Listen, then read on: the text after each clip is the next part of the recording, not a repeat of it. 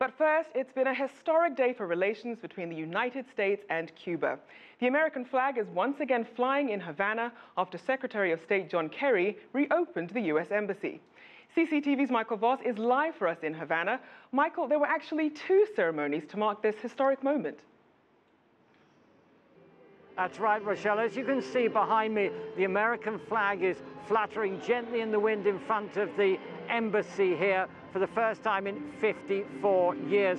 There was a second flag-raising ceremony at the ambassador's residence, a stately mansion that's actually been in American hands since long before the revolution. At this second ceremony, a number of Cuban dissidents were invited, anti-Castro opponents who the government here considers to be mercenaries in the pay of the United States.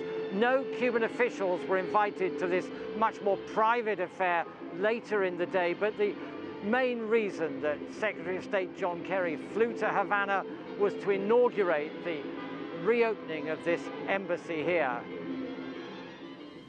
When John Kerry flew into Havana on Friday morning, he became the first Secretary of State to visit Cuba since 1945. Kerry was just 1 year old back then.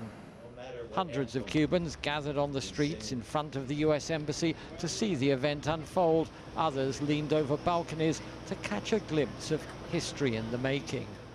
Cuba was represented by Josefina Vidal, the woman who led their negotiating team to reopen the embassies. On the US side, there were a number of lawmakers from both argued those who go no American here lie. Now they presented a new flag to another generation of Marines who raised the stars and stripes. A military band played the US national anthem.